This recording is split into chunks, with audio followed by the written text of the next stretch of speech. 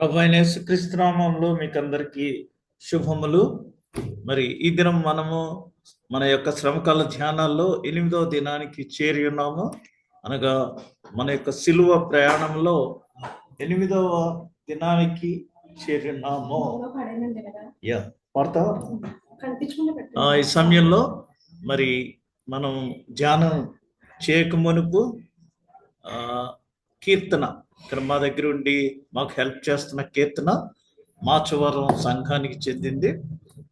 ఈ బిడ్డ ఒక పాట పాడాలని ఆశించుతున్నది. దయతో విందాం.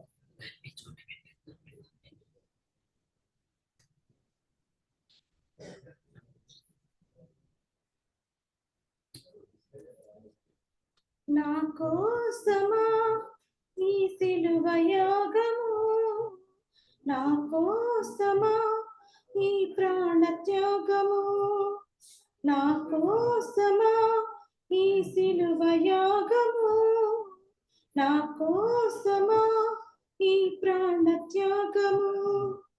కల్వరిలో ప్రేమను నా కోసం, కల్వరిలో సిలువ నా కోసమా, కల్వరిలో శ్రమ నా కోసమా, కల్వరిలో సిలువ నా కోసమా, నా కోసమా ఈ సిలువ యాగము, నా కోసమా ఈ ప్రాణ త్యాగము. నా చేతులు చేసిన పాపానికై, నా పాదాలు నడిచిన వంకర త్రోవనకై, నా చేతులు చేసిన పాపానికై, నా పాదాలు నడిచిన వంకరి త్రోవనకై, నీ చేతులలో నీ పాదాలలో, నీ చేతులలో నీ పాదాలలో మేకులు గుచ్చినారే యేసయ్యా, నాకై సహించావు యేసయ్యా, నాకై భరించావు యేసయ్యా, నాకై సహించావు యేసయ్యా, నాకై భరించావు. నా కోసమా ఈ సిలువ యాగము, నా కోసమా ఈ ప్రాణ త్యాగము. నా మనస్సులో చెడు తలంపులకై, నా హృదయంలో చేసిన అవిధేయతకై, నా మనస్సులో చెడు తలంపులకై, నా హృదయంలో చేసిన అవిధేయతకై, నీ శిరస్సుపై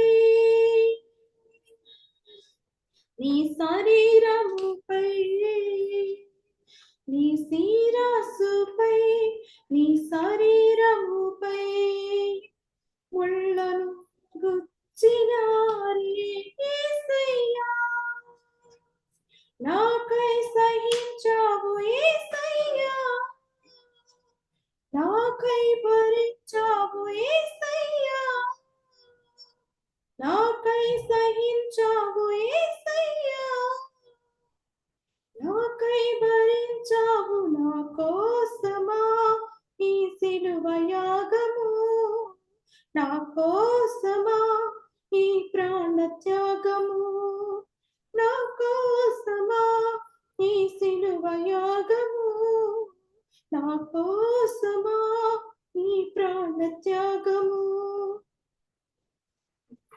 okay, thank you very much.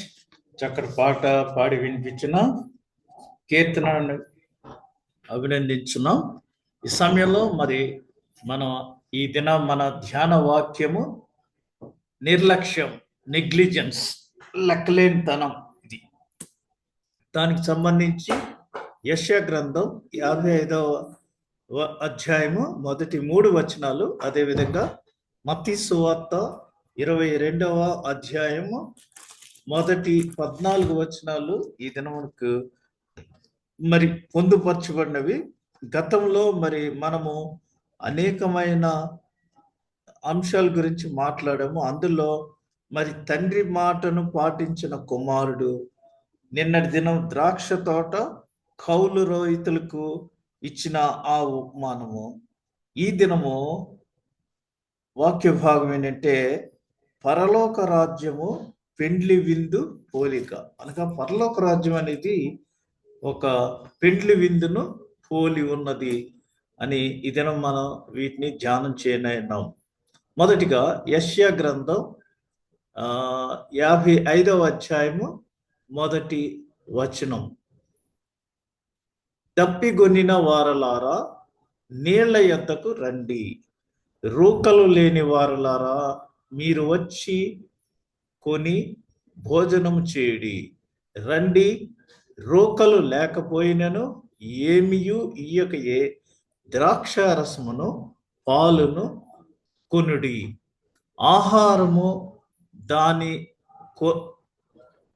ఆహారము కాని దాని కొరకు మీరేలా రోకలిచ్చెదరు? సంతుష్టి కలుగజేయు దాని కొరకు మీ కష్టార్జితమును ఎందుకు వ్యయపరిచెదరు?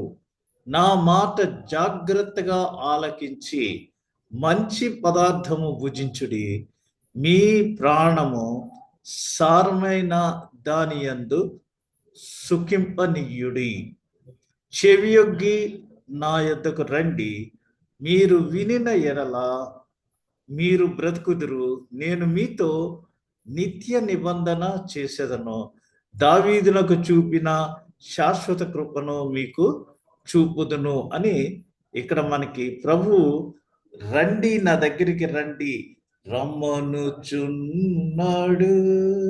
నిన్ను ప్రభు యేసు అని మరి నా దగ్గరికి రండి అని పిలుచున్నాడు. ఎందుకు? నా దగ్గరికి వచ్చి దప్పికొనిన వారలారా నీళ్ల యొద్దకు రండి.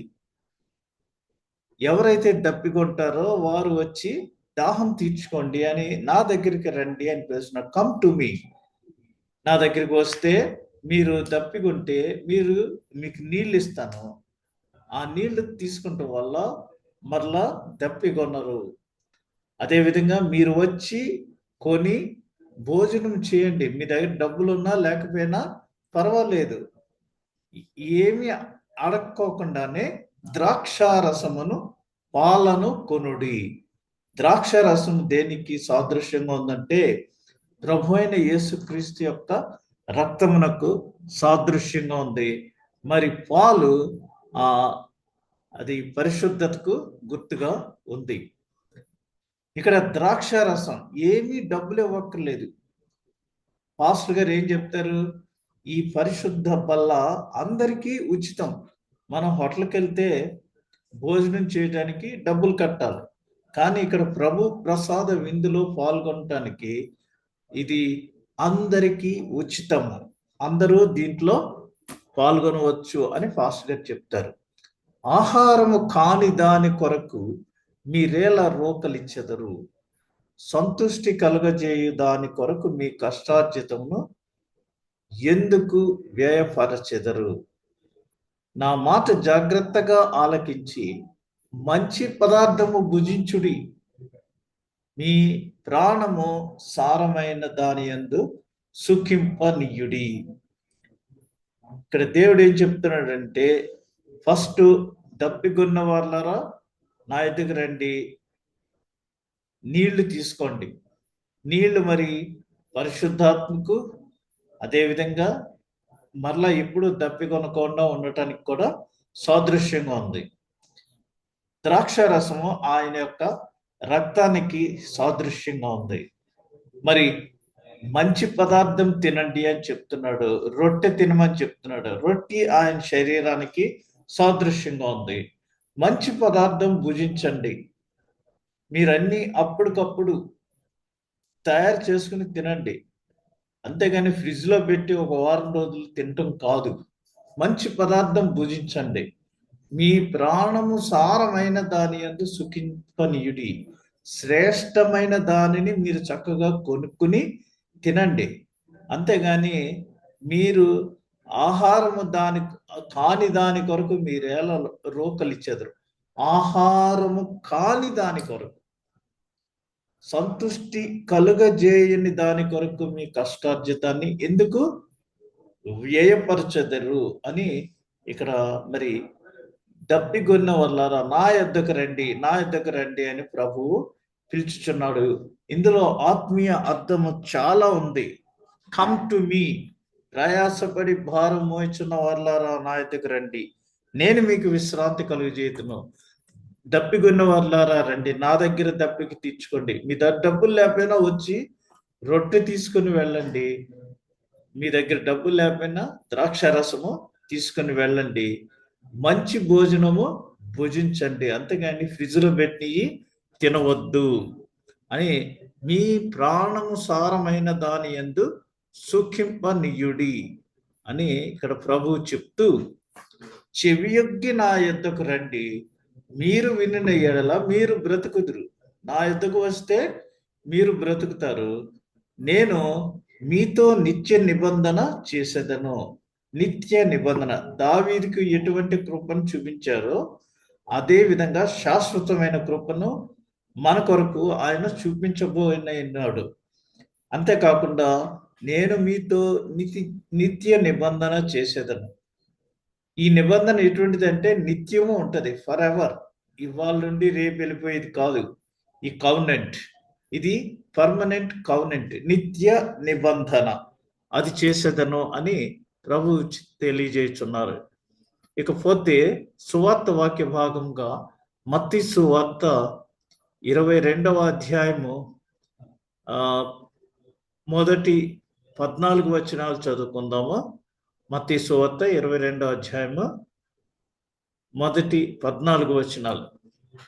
యేసు వారికి ఉత్తరమిచ్చుచు తిరిగి ఉపమాన రీతిగా ఇట్లా నేను, పరలోక రాజ్యము తన కుమారునికి పెండ్లి విందు చేసిన ఒక రాజును పోలి ఉన్నది. మరి ఇక్కడ ఈ వాక్య భాగం చూస్తే పెండ్లి విందు చేసిన ఒక రాజుని పోలి ఉన్నది.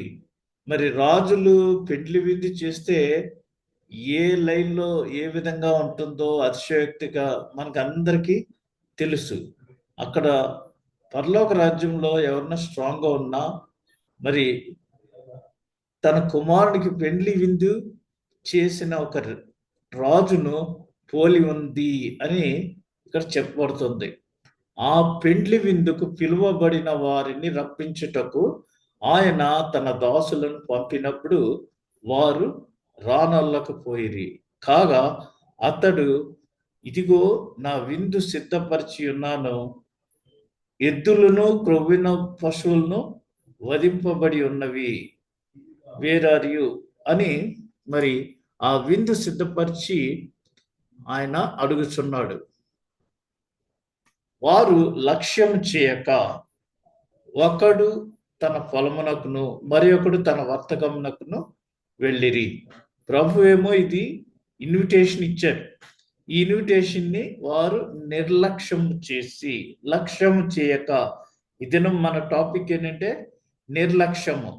కాబట్టి ఆయన ఇచ్చిన ఆజ్ఞను ఫాలో అవ్వకుండా లేదా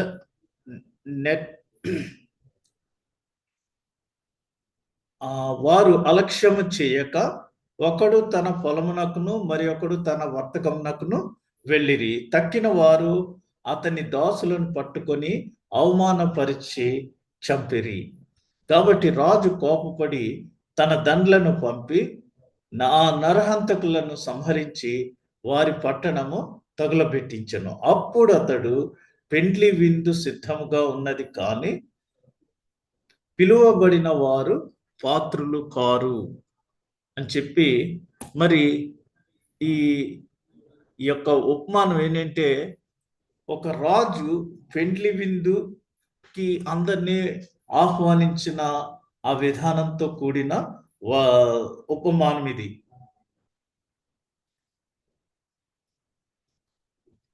యేసుప్రభు అంతకు ముందు అనేకమైన ఉపమానాలు చెప్పి ఉన్నారు.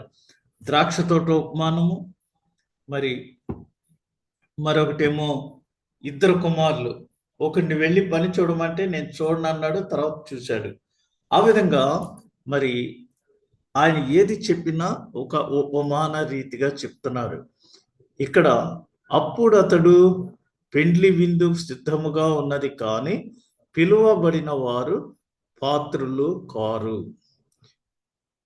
ఆ తదుపరి జనసమూహములలో ఆయనకు ముందు వెళ్ళిచుండిన వారును వెనుక వచ్చుచుండిన వారును, దావీదు కుమారునికి జయము, ప్రభు పేరట వచ్చువాడు స్తుతింపబడును గాక, సర్వోన్నతమైన స్థలములలో జయము అని కేకలు వేచుండేరి. ఆయన యెరూషలేములోనికి వచ్చినప్పుడు ఆ పట్టణమంతయు ఈయన ఎవరో అని కలవరపడెను.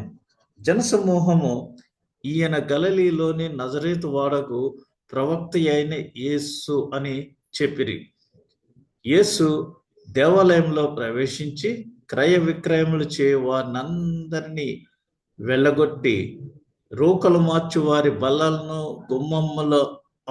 గువ్వలమ్ము వారి పీఠములను పడద్రోసి నా మందిరము ప్రార్థన మందిరం అనబడును. My house is a house of prayer. అందుకని చాలా మంది హౌస్ ఆఫ్ ప్రేయర్ అని కొన్ని సంఘాలకి పేర్లు ఉన్నాయి అని వ్రాయబడి ఉన్నది. అయితే మీరు దానిని దొంగల గుహగా చేసేడి వారెనెను. ఇది ఈ రోజుల్లో జరుగుతున్న నిజమైన కార్యము. గ్రుడ్డివారును కుంటివారును దేవాలయంలో ఆయన యొద్దకు రాగా ఆయన వారిని స్వస్థపరిచెను. ఇది ఈ దినం మన యొక్క వాక్య భాగాలు ఈ రెండును. ఇక్కడ పరలోక రాజ్యము ఒక నిర్దిష్ట రాజుకు మరి సమానం, ఒక పర్టికులర్ రాజుకి సమానం ఈ పరలోక రాజ్యం. ఇక్కడ ఇది మత్తయి సువార్తలోని 43వ ఉపమానము. ఇక్కడ రాజు ఎవరని చెప్పబడలేదు, కానీ తన కుమారుని వివాహం, ఇది మనం ప్రకటన గ్రంథంలో చూడొచ్చు. అయితే గొర్రెపిల్ల యొక్క వివాహ భోజనము కాదు ఇది, కానీ వివాహం చేసుకున్న ఒక నిర్దిష్ట రాజు కుమారుని ఆ వివాహ విందులో ఏమేమి సంఘటనలు జరిగినాయో ఇక్కడ మనం చూడబోతున్నాం. అందరినీ, పిలువబడిన వారిని అందరినీ పిలుచుకురమ్మని పంపించాడు. ఎందుకంటే యూదులు ఏదైనా కార్యక్రమము చేసినప్పుడు లంచ్కి ఇన్వైట్ చేస్తే అన్నీ రెడీ అయిపోయిన తర్వాత, అంటే భోజనం అన్నీ రెడీ అయిన తర్వాత ఇప్పుడు everything is okay, you can come అని సెకండ్ టైం మరలా చెప్తారు. సెకండ్ టైం చెప్పగానే వెంటనే అప్పుడు వెళ్ళాలన్నమాట. అంచేత ఇక్కడ ఈ యూదుల యొక్క విందుకి ఏంటంటే మొదటిసారి ఫలానా తేదీ ఫలానా టైం అని చెప్తారు. ఆ తర్వాత అన్నీ రెడీ అయిపోయి ఆ పర్టికులర్ రోజున అప్పుడు రెడీగా ఉన్నాయి అన్నీ రండి అని చెప్తారు. That is called second call. ఈ విధంగా మనం చూస్తే ఇది ఒక పర్టికులర్ ట్రెడిషన్ అన్నమాట. సో ఇక్కడ 2 ఆహ్వానాలు ఇవ్వడం ఆచారం. ఏంటంటే ఒకటి ముందుగానే మరియు అన్ని విషయములు సిద్ధంగా ఉన్నప్పుడు, రెండవది ఒకటి నార్మల్గా అందరికి కార్డు పంపిస్తారు, ఇన్విటేషన్. రెండవది మరి అన్ని సిద్ధంగా ఉన్నాయి అంటే యూ కెన్ కమ్ ఇమ్మీడియట్లీ అని చెప్పడానికి ఇది పంపిస్తూ ఉంటారు. మన దేశంలో కూడా ఎవరినైనా దేనికైనా పిలిచినప్పుడు బొట్టు పెట్టి పిలవటం అలవాటు. అది అలా చేయలేదనుకోండి, నన్ను ఎక్కడ పిలిచాడులే అని ఇమ్మీడియట్గా నిష్ఠూరం వేసే వారంగా ఉంటాం. అయితే మరి ఇక్కడ 2 ఆహ్వానాలు ఇవ్వటం ఆచారం యూదుల్లో. మామూలుగా ఆహ్వానం ఉంటుంది, అయితే అక్కడ మరి మన కొరకు ఏమన్నా ప్రిపేర్ చేసినప్పుడు అప్పుడు ఇచ్చే ఆహ్వానం వేరుగా ఉంటుంది. ఇక్కడ ఎస్తేరు గ్రంథం 5వ అధ్యాయము 8వ వచనము, అదేవిధంగా ఎస్తేరు గ్రంథంలోనే 6 నుంచి 14 వచనాలు మనం చూస్తే వారు ఇంకను మాట్లాడుచుండగా యేసు వారింకను మాట్లాడుచుండగా రాజు యొక్క నపుంసకులు వచ్చి ఎస్తేరు చేయించిన విందునకు రమ్మని హామానును త్వరపెట్టిరి. ఇది మీకు ఎవిడెన్స్. ఆల్రెడీ అన్ని ఏర్పాటు చేశారు. అయితే you can start ready now అనేసి మరి రాజు యొక్క నపుంసకులు వచ్చి చెప్పినట్టుగా ఇక్కడ మనం చూస్తున్నాం. లూకా సువార్త 14వ అధ్యాయము 17వ వచనంలో కూడా విందు కాలమందు, అంటే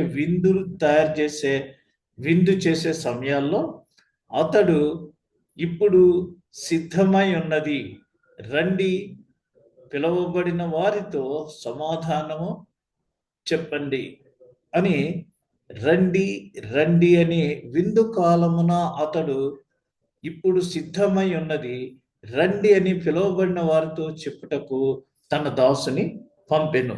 సెకండ్ టైం కాలింగ్ లేకపోతే వారు రారు కాబట్టి సెకండ్ టైం ఖచ్చితంగా వారు మళ్ళీ పిలవటానికి పంపుతూ ఉంటారు. ఇది యూదుల యొక్క ఆచారం. అందుచేత ఈ మనుష్యులు,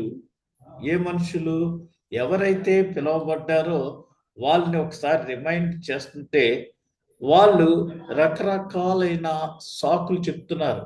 ఈ మనుష్యులు ఏం చేశారంటే, ఆ రాజ సేవకులు వెళ్ళి పిలుస్తున్నట్టే ఆ రాజ సేవకులు చేసిన దానిని ఇశ్రాయేలు ప్రవక్తలకు చేసిన దాంతో పోల్చవచ్చును. ఎందుకంటే ఈ మనుష్యులు రాజసేవకులకు చేసిన దానిని ఇశ్రాయేలు దేవుని ప్రవక్తలకు చేసిన దానితో పోల్చవచ్చు. యేసు ప్రభు రాకడకు మునుపు అనేక మంది ప్రవక్తలు ప్రవచన రూపంలో మరి యేసు ప్రభు యొక్క రాకడను తెలియజేశారు. అయితే కొంతమంది ప్రవక్తలు వచ్చినప్పుడు ఇశ్రాయేలు మరి వారిని హతమార్చింది. అందుచేత ఇశ్రాయేలు యేసు ప్రభు యెరూషలేము వైపు వెళ్తూ కన్నీరు పెట్టుకొని, యెరూషలేమా యెరూషలేమా, ఎంతమంది ప్రవక్తల్ని నువ్వు కడుపులో పెట్టుకుంటావు, అనగా చంపేస్తావు అని ఆయన ఏడ్చాడు. అయితే దేవుని ప్రవక్తలకు చేసిన దానితో పోల్చవచ్చును. ఎందుకంటే మరి ఇశ్రాయేలు అనేక మంది ప్రవక్తలు వచ్చారు, దేవుడు అనేక మంది ప్రవక్తలు పంపించారు. అయితే ఇశ్రాయేలు వాళ్ళందరినీ కూడా హతమార్చి మరి వారిని హింసించిన విధానంతో ఇక్కడ మనము పోల్చుకోవచ్చు. అపోస్తల కార్యములు 7వ అధ్యాయము 51వ వచనము, ముష్కరులారా, హృదయములను చెవులను యెహోవా దేవుని కార్యమునకు లోబడచినొల్లని వారలారా, మీ పితరుల కంటే మీ పితరుల వలె మీరును ఎల్లప్పుడూ పరిశుద్ధాత్మను ఎదిరించుచున్నారు. ముష్కర్లారా, ఏంటంటే ఈ మనుషులు వెళ్ళి రండి బాబు భోజనం సిద్ధంగా ఉంది అది ఇది చెప్తే, అలాగా ప్రవక్తలు వచ్చి వారు జరగబో విషయాలు చెప్తున్నంటే మరి వారిని హతమార్చినట్టుగా మనం వాక్యంలో చూడవచ్చు. ఇశ్రాయేలు కూడా ఈ రాజు యొక్క శత్రువులతో ఇదే రకంగా వ్యవహరించబడింది. దానికి సంబంధించిన రిఫరెన్సెస్ పెట్టాను నేను, దయతో మీరు ఇంటికి వెళ్ళినప్పుడు వాటిని చదివి అర్థం చేసుకోండి. ఆజ్ఞాపించిన వారు విలువైన వారు కారు. పిలువబడిన వారిలో కొంతమంది విలువైన వారు కాదు, అంటే డిజైర్డ్ కాదనమాట. ఎందుకంటే పెండ్లికి వెళ్ళేటప్పుడు, ఇది పెండ్లి, ఈ పెండ్లి విందుకు అటెండ్ అయ్యేటప్పుడు పెండ్లి వస్త్రం ధరించుకుని వెళ్ళాలి. అప్పుడే వారికి అక్కడ గౌరవ మర్యాదలు దొరుకుతాయి. మరి ఇక్కడ మత్తయి సువార్త 22వ అధ్యాయము 5-7 వచనాలు చూస్తే హంతకులను సూచించుచున్నది. యూదుల నాయకులు ఈ రాజునే ఆహ్వానించబడిన అతిథుల్లో ఉండారు. వారు పిలువబడిన వారు కానీ ఎన్నుకొనబడుటకు అర్హులు కారు. ఎందుకంటే మరి పిలువబడిన వారు ఉన్నారు, ఎన్నుకొనబడిన వారు ఉన్నారు. వారికి వీరికి వ్యత్యాసం ఉంది. ఇక్కడ invitation is for every one, selected people are different. అందుకనే అపోస్తల కార్యాలు 13వ అధ్యాయము 46వ వచనంలో, అప్పుడు పౌలును బర్నబాయు ధైర్యంగా ఇట్లనిరి, దేవుని వాక్యము మొదట మీకు చెప్పుట ఆవశ్యకమే, అయినను మీరు దానిని త్రోసివేసి మిమ్మును మీరే నిత్య జీవమునకు అపాత్రులుగా ఎంచుకొనిచున్నారు అని మరి మనకి తెలియజేస్తున్నది. కనుక ఇదిగో మేము అన్యజనుల యొద్దకు వెళ్ళుచున్నాము. ఇక మేము అన్యజనుల యొద్దకు వెళ్ళుచున్నాము. ఎందుకంటే ఈ వాక్యాన్ని వారికి తెలియజేసి ఎన్లైటన్ చేసి, గ్రీసు దేశస్థుడేమి అన్యులేమి వీళ్ళందరూ కూడా మరి అర్హులు. దేవుని వాక్యము మొదట మీకు చెప్పుట ఆవశ్యకమే, అయినను మీరు దానిని త్రోసివేసి మిమ్మును మీరే నిత్య జీవమునకు అపాత్రులుగా ఎంచుకొనుచున్నారు. కనుక ఇదిగో మేము అన్యజనుల యొద్దకు వెళ్ళుచున్నాము అని ఇక్కడ వాక్యం చెప్తున్నది. కాబట్టి మీరు రాజమార్గములలో వెళ్ళుము. మామూలుగా పిలిచినప్పుడేమో ఒకడు నాకు ఇప్పుడే పశువులను కొన్నాను, వాటికి ఏదో చేయాలన్నాడు. ఇంకోడేమో నేను వేరే వర్క్తో బిజీగా ఉన్నాను. అందుచేత మరి రాజు విసిగిపోయి, కాబట్టి మీరు రాజ్య మార్గములలోనికి వెళ్ళండి, మీరు కనుగొన్నంత వరకు వివాహమునకు పిలుపు ఇవ్వండి అని చెప్తున్నాడు. Give them an opportunity. Raju ఇతర అతిథుల వైపు తిరగవలసి వచ్చింది. ఎందుకంటే మరి అందువలన వారు దొరికిన చోట మంచి మరియు కీడులను చెడులను సంహరించెను, చెడులను సేకరించెను. ఇది దేవుడు అందరి మనుష్యుల వైపు తిరుగుటను సూచించుచున్నది. మంచిది మరియు చెడు, మరియు యూదులకు మాత్రమే కాదు, అందరికీ కూడా ఇది మరి వర్తిస్తుంది. ఇశ్రాయేలులు యేసు ప్రభు వస్తే ఆయనను తిరస్కరించటం, ఇతన్ని సిలువ వేయండి అని ఆయన్ని తిరస్కరించటం. అయితే వారితో తన ఒడంబడికలను నెరవేర్చుటలో దేవునికి అన్ని బాధ్యతల నుంచి విముక్తి కలిగించేది ఏంటంటే, విముక్తి కలిగించినది కాబట్టి ఆయన కార్యక్రమము అందరికీ ప్రపంచవ్యాప్తంగా ఒకటిగా మారింది. ఇక్కడ ఏమైందంటే యేసు ప్రభువుని ఇశ్రాయేలీలు తిరస్కరించారు. అందువల్ల మరి దేవునికి అన్య బాధ్యతల నుంచి విముక్తి కలిగింది. ఆయన కార్యక్రమము అందరికీ ప్రపంచవ్యాప్తంగా మరి ఒకటిగా మారింది. ఆ రోజు ఆయన్ని సిలువ వేసి ఆయన్ని తిరస్కరించారు. అయితే చివరకు ఆయనే మూలకు తలరాయి అయ్యాడు. ఎందుకని? మీ ఇశ్రాయేలీలందరూ ఆయన్ని సిలువ వేసి చంపి సమాధి చేస్తే ఆయన ఆరోహణుడై మరి మృత్యువుని విరిచి ఆయన తండ్రి యొద్దకు ఆరోహణమై వెళ్ళాడు. అనగా మృత్యువు మీద విజయాన్ని సాధించాడు. ఆ విధంగా మరొకటి చూస్తే యోహాను సువార్త 3వ అధ్యాయము 16వ వచనం, దేవుడు లోకమును ఎంతగానో ప్రేమించెనో కాగా ఆయన తన అద్వితీయ కుమారునిగా పుట్టిన వాని యందు విశ్వాసముంచువాడెవడో వాడు నిత్యజీవం పొందినట్లు ఆయనను అనుగ్రహించెను అని ఈ వాక్యము చెప్తుంది. మరి రోమా 1వ అధ్యాయము 16వ వచనం ఏం చెప్తుందంటే, సువార్తను గూర్చి నేను సిగ్గుపడవాడను కాను, ఎలా అనగా నమ్ము ప్రతి వానికిని. కాబట్టి ఎలా అనగా నమ్ము ప్రతి వానికిని, మొదట గ్రీస్ యూదునికి, రెండవది గ్రీసు దేశస్థునికి కూడా రక్షణ కలుగు చేయుటకు అది దేవుని యొక్క శక్తి అయినది, మన శక్తి కాదు, మన విల్ పవర్ కాదు, అది దేవుని శక్తి అయి ఉన్నది.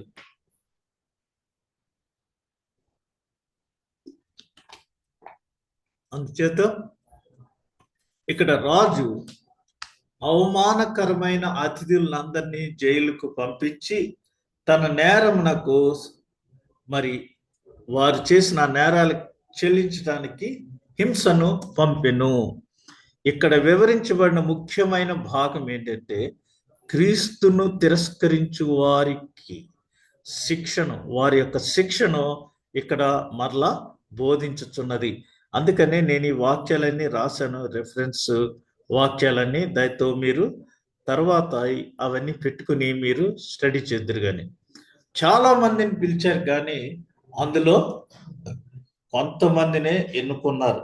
పిలువబడిన వారు అనేకులు ఉన్నారు, కానీ అందులో ఎంచుకొనబడిన వారు కొద్ది మంది మాత్రమే ఉన్నారు. అంటే మరి మనమందరము కూడా దేవుని వేరు చేయబడిన జనాంగము. ఈ జనాంగంలో కొంతమందిని దేవుడు ఏర్పరచుకున్నాడు. వారు మరి దేవుని సేవ కొరకు ఫుల్గా డెడికేట్ చేసుకున్నవారు. ఎందుకనగా ఎవరినైతే దేవుని యొక్క పిలుపును అందుకుంటారో మరి వారు పరిచర్య చేయటానికి ముఖ్యంగా అర్హులు. ఈ విధంగా మరి యేసు ప్రభు అక్కడ దేవాలయంలోనికి వెళ్ళి దేవాలయము శుద్ధి చేశాడు. This is my father's house, house of prayer. మీరు దీన్ని దొంగల గుహగా చేశారు. దొంగల గుహగా చేయటం ఏంటంటే మరి యేసు ప్రభు ద్రాక్ష తోట నాటి అన్ని ఫెసిలిటీస్ పెట్టి మనకి అప్పగించి మీరు దీనిని జాగ్రత్తగా పై విచారణ చేస్తూ కాపు కాయండి అంటే మనం ఏం చేస్తున్నామో ఉన్నవన్నీ కూడా ఎప్పటికప్పుడు అమ్మేస్తున్నాం. ఇది ప్రస్తుతం జరుగుతున్న మరి పరిస్థితి. దేవుడు మనకి తన స్వరక్తమిచ్చి సంపాదించిన ఆ సంఘంలో ఆస్తులన్నీ కూడా అమ్మేస్తున్నారు. అనగా దేవుని యొక్క గృహము ఒక వ్యాపారపు టిల్లు అయిపోయింది. సంఘంలో ఆరాధన జరుగుతుంటే అదే సమయంలో ఎలక్షన్స్ ఏమన్నా ఉంటే ఆ రాజకీయ నాయకులు ఎక్కడలేని ప్రేమతో ఆలయానికి వచ్చేసి క్రైస్తవులందరినీ ఆకర్షించుకుంటారు. ఆ విధంగా మరి సంఘం ఏమైపోయిందంటే ఇప్పుడు అది ఒక వ్యాపారపు టిల్లుగా అయిపోయింది. అలా కాకుండా మరి సంఘాన్ని సంఘంగా ఉంచాలి. ఇక్కడ రాజు విందు చేశాడు, విందు చేసి అందరినీ రమ్మని పిలిచాడు. ఇది అందరికీ ఉచితము. అయితే ఒక్కొక్కరు ఒక్కొక్క సాకు చెప్పారు.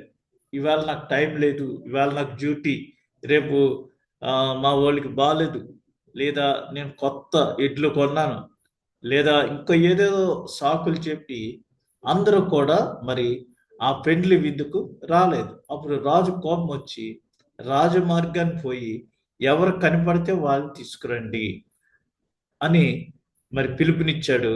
రెండవసారి పంపించాడు తన దాసుల్ని. పదార్థములన్నీ రెడీ అయిపోయినాయి, మరి మీరు వచ్చి భుజించండి అని. యూదులకి అతి ప్రత్యేకంగా ఆ రెండవసారి పిలుపునివ్వకపోతే వారు వచ్చేవారుగా ఉండరు. కాబట్టి ఈ దినము మనం ఈ నీతి కథ ద్వారా మనకి వివరించబడిన అంశం ఏంటంటే ఆ ప్రకారమే కడపటి వారు మొదటి వారు అగుదురు, మొదటి వారు కడపటి వారు అగుదురు. మనకున్న కొద్ది ఈ యొక్క వాక్యం నుంచి మనం తెలుసుకోవాల్సింది ఏంటంటే కడపటి వారు మొదటి వారు అవుతారు, మొదటి వారు కడపటి వారు అవుతారు. అందుచేత మనకి ఈ పరలోక రాజ్యము యేసు ప్రభు ఏ విధంగా చెప్పాడంటే ఒక పెండ్లి విందుకు ఆహ్వానించబడిన జనాంగంతో ఆయన పోల్చి చెప్పాడు. కాబట్టి మనకి పెండ్లి వస్త్రం ఉందా? పెండ్లికి వెళ్ళేటప్పుడు మరి ప్రత్యేకమైన డ్రెస్ కోడ్ ఉంటుంది. ఆ డ్రెస్ కోడ్లో వెళ్ళాలి. సో మనము ఈ పెండ్లి విందులో పాల్గొనటానికి అర్హులంగా ఉన్నట్లయితే ఆ పెండ్లి వస్త్రం కూడా ధరించుకుని పోవలను. అయితే ఇక్కడ రాజు చక్కగా ఇవన్నీ రిలాక్స్ చేసి మరి ఆ, ఆయన తన శిష్యుల్ని పంపించాడు, తన పని వాళ్ళని పంపించాడు. ఇక్కడ కొంతమంది దేవుని వాక్యము మొదట మీకు చెప్పుట ఆవశ్యకమే, అయినను మీరు దానిని త్రోసివేసి, మొదట ఇన్వైట్ చేసిన వాళ్ళందరూ కూడా దే రిజెక్టెడ్, నిర్లక్ష్యంతో మరి దాన్ని పట్టించుకోలేదు. మిమ్మును మీరే నిత్య జీవమునకు అపాత్రులుగా ఎంచుకున్నారు. పట్టించుకోకుండా దేవుని యొక్క పిలుపును వారు పట్టించుకోకుండా మరి ఈ పెండ్లి విందుకు రాలేదు. మరి మిగిలిన వాళ్ళు వచ్చారు, వారు నిత్య జీవనకు మరి పాత్రులయ్యారు. కాబట్టి మనల్ని దేవుడు పిలిచినప్పుడు పెండ్లి విందుకు వెళ్ళుట మనకు అవశ్యం. ఎందుకంటే మరి మొట్టమొదటిగా వినుట, నమ్ముట ఇవన్నీ వేరు. కాబట్టి వాక్యంను మొదట మీకు చెప్పుట ఆవశ్యకమే, అయినను మీరు దానిని త్రోసివేసి మిమ్మును మీరే నిత్య జీవమునకు అపాత్రులుగా ఎంచుకొనుచున్నారు కనుక ఇదిగో మేము అన్యజనుల యొద్దకు వెళ్ళుచున్నాము. అక్కడ దేవుని వాక్యాన్ని బోధించి మరి వారిని, రాజమార్గాల్లో ఉన్న వారిని ఎవరైతే ఉన్నారో వారందరినీ ఆ పెండ్లి విందుకు సిద్ధం చేయవలసిన బాధ్యత మన అందరి పైన ఉన్నది. ఈ శిలువ శ్రమలలో, ఈ 40 దినాలు మండల కాలంలో మనము శిలువ వైపు చూచుచు, శిలువ వైపు మన దృష్టిని సారించి శిలువ శక్తిని పొందుకుంటూ ఆత్మీయంగా మనం ఎంతగానో ఇంకా అనేకమైన మేలులు పొందుకొనుటకు దేవుడు తన కృపను మనకందరికను దయచేయునుగాక. ఆమేన్.